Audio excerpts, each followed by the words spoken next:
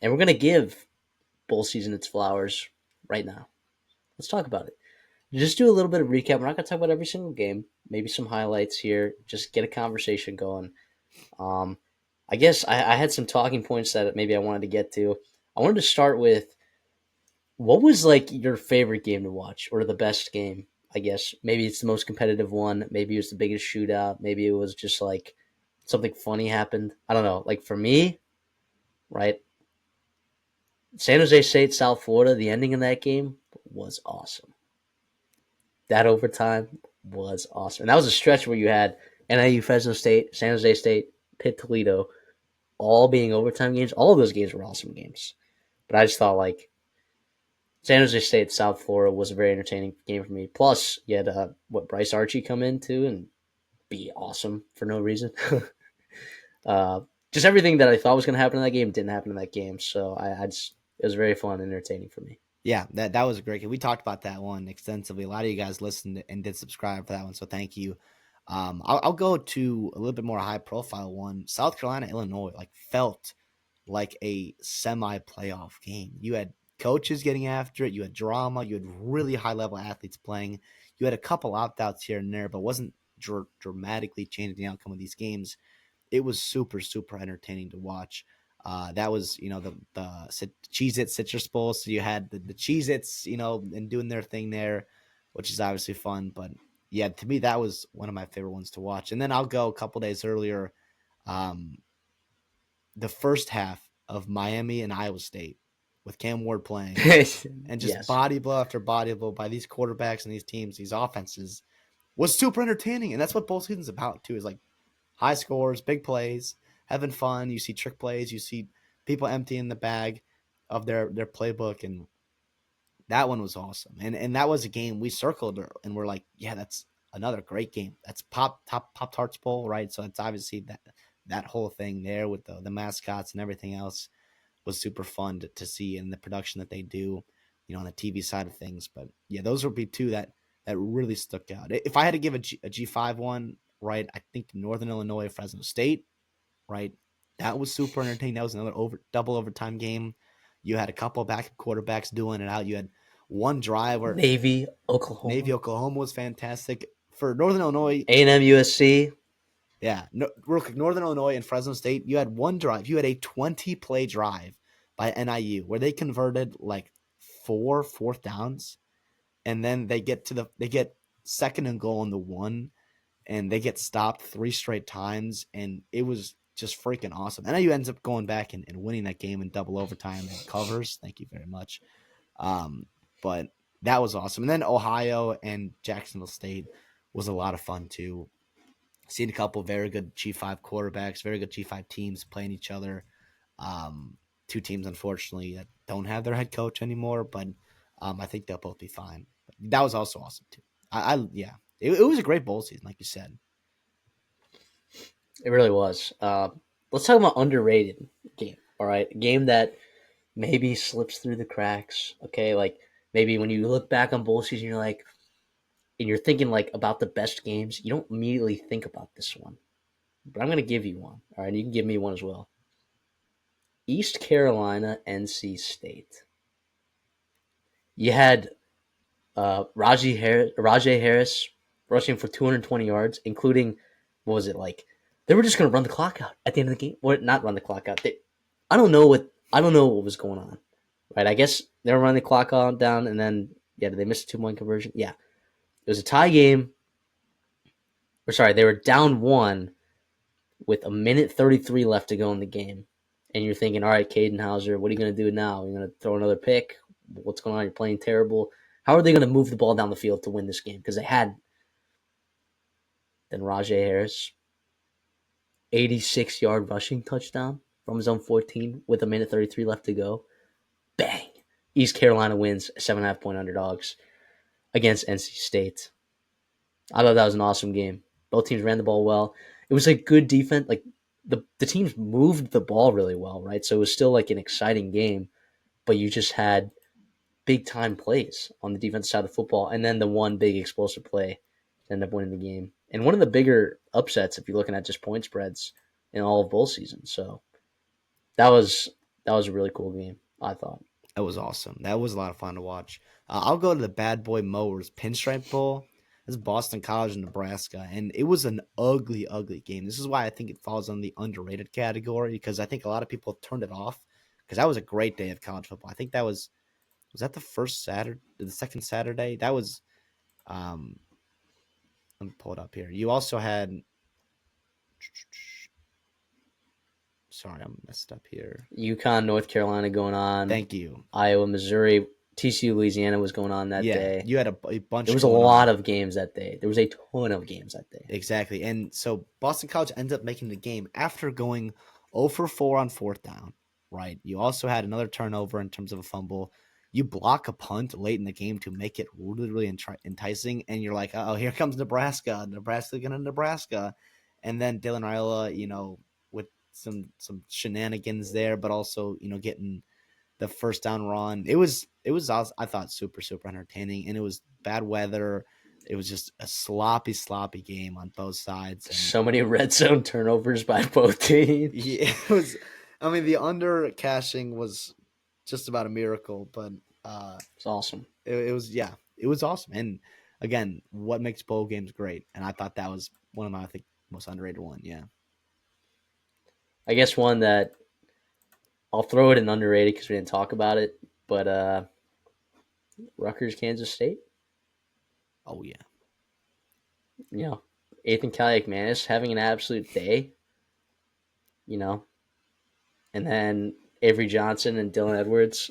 And I guess I might bring up Dylan Edwards a little bit later, but yeah, I mean, you had a huge comeback. You were down 27-17 at half. And then you outscore them 27-14 in the second half to win the game. So good job, Kansas State there. I mean, that was like the only game too that you and I faded each other on our best bets, where you took Kansas State and I took Rutgers. So it also felt good stealing the win I'm from sure you it there. does. So all right. Anyways, next little talking point: best team performance. All right. Now, excluding college football playoffs, right? Because you could probably argue Ohio State in that Oregon game, right? Or Ohio State against Tennessee. Best team performance, right? Against any individual team, right? I think I could go a couple ways with this one, but I'm actually going to go to one of the first bowl games that we saw. UTSA. Now, was Coastal Carolina down a ton of players? Yeah, yeah, yeah. But Owen McCown impressed, and Jeff Traylor once again ended up sneakily had a good season after a really terrible start to the year. And UTSA ended up dominating in that game, scoring 44 points. Uh, I think they only let up like 15 points. It was like 44-15. Yeah. And then kind of made Coastal Carolina look a little silly with their backup quarterback. So maybe their third string quarterback, whatever it was. So I don't know. I thought UTSA, I wanted to give them their flowers right there. And I thought they played really, really well in that game. Yeah, absolutely. And they were on the road there too in Coast or in Myrtle But Beach, yeah, and it was at it was literally at, Coastal's home yeah. facility. Yeah, credit to them for that. I'll go to the Alamo Bowl, iconic bowl, and a game that we were kind of looking forward to watch, especially with Colorado at full strength. But BYU showed up and they Oh, yeah. dominated in those Yeah. first 2.5 quarters. They really got after. They went up 27-0, and it was just being super efficient. You scoring off of turnovers. You had, I believe, a punt return for a touchdown, Parker Kingston. A lot of other good things that happened in that game. Again, Kalani Satake, very good coaching job there. And that was a Colorado team that seemed to be bought in and fully healthy, fully playing, like Hunter and Sanders and Wester, Jimmy Horn, Shepard, like all those guys offensively were playing.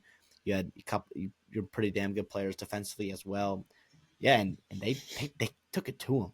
Big 12 foe. Obviously, you got the Alamo Bowl, so the ties are still there with the Pac 12, the old Pac 12, and the Big 12. So that's why Colorado was playing BYU in that game. But yeah, that was a game that we were looking forward to, right? And a game that I had grossly misjudged about taking Colorado in that first half, and BYU just jumped on them and it went up 27-0. And super impressed by them after their season, right? Not that it went to poop, but he had a chance, a real good chance there, sitting there in mid-November to make the playoffs, and you lose a couple heartbreakers, and you kind of got knocked out.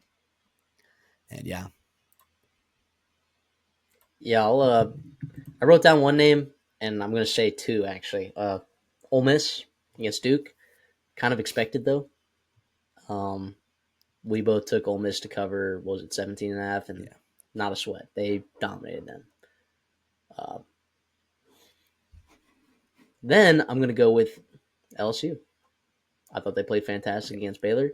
Forced a turnover, or two that resulted in touchdowns. Garrett Nussmeier played fantastic against what was a really good Baylor team, one of the hotter teams in college football. yeah. Both those teams played fantastic. Obviously, didn't have the regular seasons they wanted, but credit to them and their coaching staff for getting them ready to play. LSU, they had a lot of opt outs, and that was part of the reason why I was on Baylor too. And they played awesome offensively, defensively. They made some, like you said, the turnovers were big. And then Duke, yeah, they ran it up on, or Ole Miss ran it up on Duke. That was a tough matchup, I think, for a lot of reasons for Duke. Yeah, a lot of opt outs for them too. Some missing key players as well, and Ole Miss was one of the most talented teams in the country. And when they played up to it, they're very very dominant. So yeah, those are very very high performing teams for sure. Let's move over to biggest upsets. All right, and we can base this off a couple things. All right, we don't just have to go off Vegas lines, right? Because then it's very obvious. All right, uh, Michigan, right? Yep. We'll just get it out of the way. Point spread, right? And they're missing a lot of guys. All right, they're missing a lot of guys, important players on that team. They were missing, and Alabama did not have as many opt outs. I personally thought Alabama was going to roll. Didn't bet it, but I thought they were going to roll. That was a big upset to me. Then the next one, honestly, Arkansas State Yeah. rolling in there and getting a 7-point win over Bowling Green was insanely impressive to me. Based on how the Sun Belt and the MAC had been performing in the postseason, based on how Arkansas State's season had gone, based on how Bowling Green's season had gone, right? They had lost some games to some good teams. Bowling Green did. Like when they lost to good teams generally. And I thought Bowling Green was going to blow the doors off of them. And we saw in the games Arkansas State when they played against star players, those star players did whatever they wanted in those games. To be fair, we'll talk about a player in a little bit who did just do whatever they wanted in that game for Bowling Green. But yeah, impressive win, I guess, for Arkansas State, finding a way to get it done. And once again, that's back-to-back seasons that Arkansas State has had a bowl appearance, and this is the first bowl game in a little bit for them. So bowl game victory, I should say. This is a good one for them. I would say I would classify that as a pretty big upset in my eyes. Yeah, and I'll give you one here, and I'll stay in the MAC, but on the flip side here, Toledo beating Pitt, right? It's the game above Sports Bowl, but it's really the Quicken Lane Bowl, right? And that's one that the MAC has historically struggled in when playing against other Power Four, Power Five schools, right? Going all the way back to 2015, Central Michigan losing to Minnesota. You had Northern Illinois losing to Duke.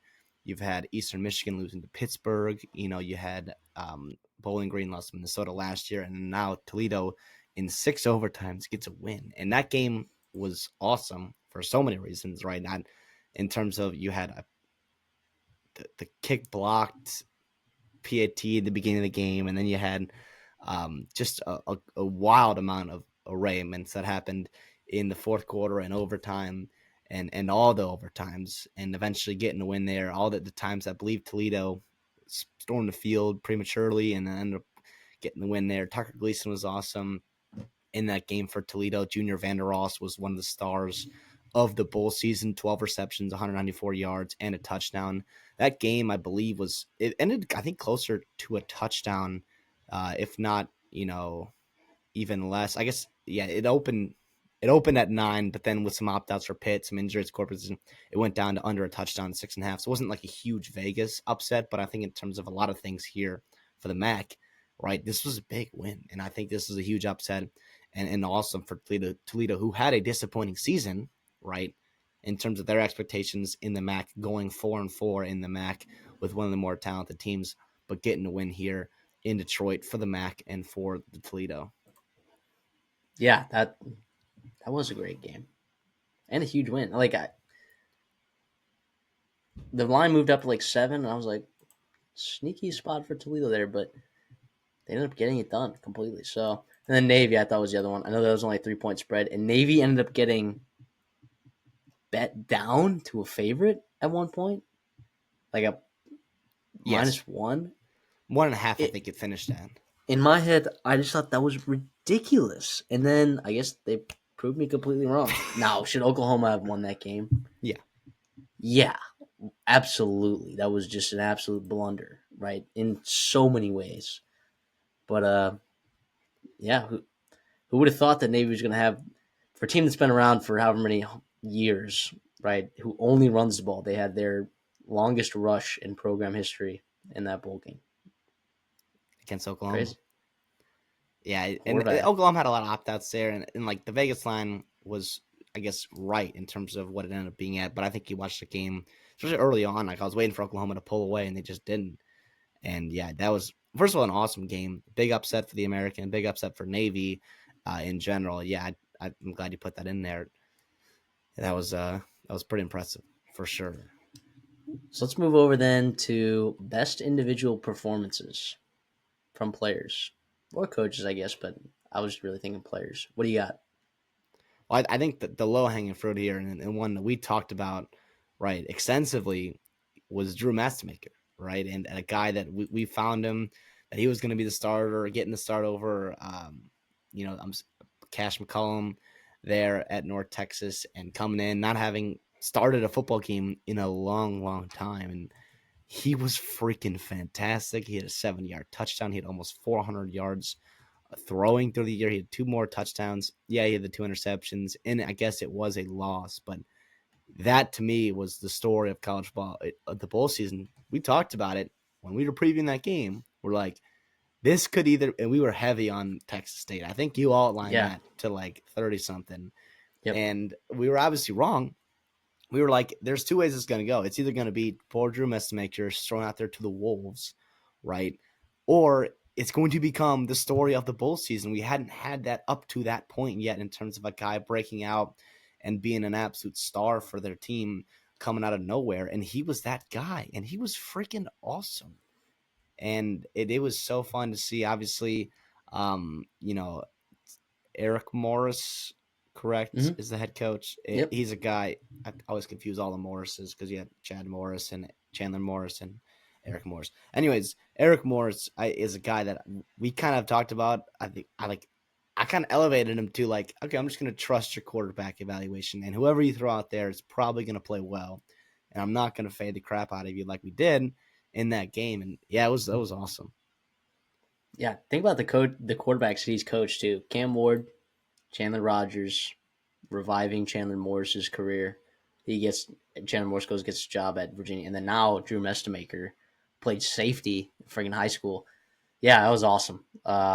Set the 80-yard touchdown or whatever run that he had, that unreal. They literally almost won that game. Then I'll look at best. I'll take the other low hanging fruit. Harold Fannin Jr. 17 receptions, 213 yards and a touchdown in that Arkansas State Bowling Green game. Tight end for Bowling Green, stud. You guys have probably all heard of him if you've been listening to the show for any amount of time. So Yeah, yeah, he was fantastic. They force fed him, and they should have, and they probably should have done more, and ended up not winning. I'll go another low hanging fruit here. I'll go Dylan Edwards in that rate bowl, guarantee rate, but whatever yeah, you want to call it. He had big time touchdown runs in that second half. One of 65 yards, another 36-yard touchdown. He had almost 200 yards rushing. He had a couple receptions and another touchdown in the air as well, and yeah, he was a guy that we talked about in the offseason. We're like, yeah, he's a great compliment to DJ Giddens. But DJ Giddens is a freaking monster, and he's going to get a lot of carries, as he should. And Dylan Edwards comes in and is okay, not like a future part of their offense at all in the regular season. And he comes in for the bowl game, and it's just freaking fantastic. He sparks their comeback in that game. And yeah, he was incredible. yeah, he absolutely was. And again, we talked about that being underrated game. A lot of that had to do with, like you said, Dylan Edwards. I'm gonna go Kyle McCord. He's my last guy. 453 yards, 5 touchdowns. Ended up breaking. Did he break the single season ACC record for passing yards? I think he did in that game. I believe so. He was, I think yeah. he did. So now he is, because of that game, he is the all-time ACC single season passing leader, which is hilarious. It's Kyle McCord, you know. Not to mention he threw 5 touchdowns in that game. So yeah, and then that got Syracuse what, their ninth win or 10th win? I believe it was 10 wins, right? Because they were That 9 was and 3 in the or regular season. yeah, so that got them their 10th win of the season. Pretty impressive for Fran Brown in year one.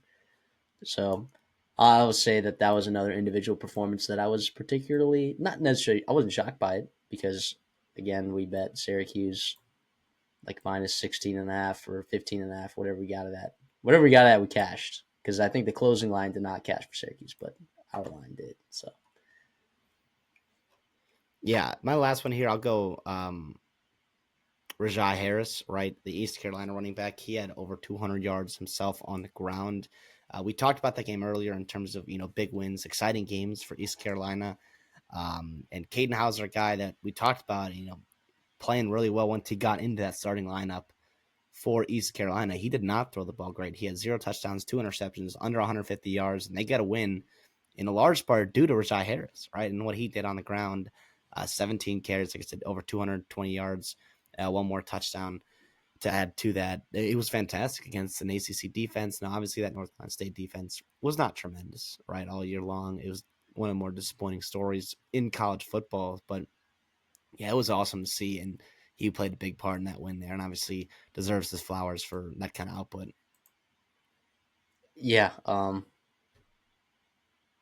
guess some other name, like we could name so many guys like Vander Ross, like you talked about earlier.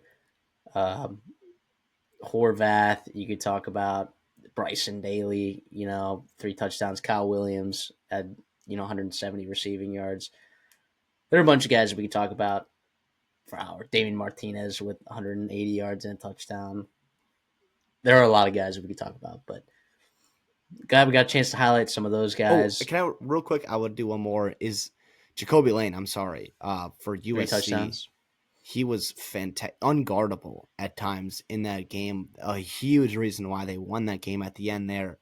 And what he did, yeah, he was fantastic. 7 receptions, 127 yards, 3 touchdowns, like you said. He was really freaking good. Absolutely. And then in terms of like best stories to come out of bowl season, I guess Drew Mestamaker, right? We already talked about, but Miles Coleman, right? The wide receiver from North Texas that played with him in high school. I believe it's Miles Coleman. I believe that's his name.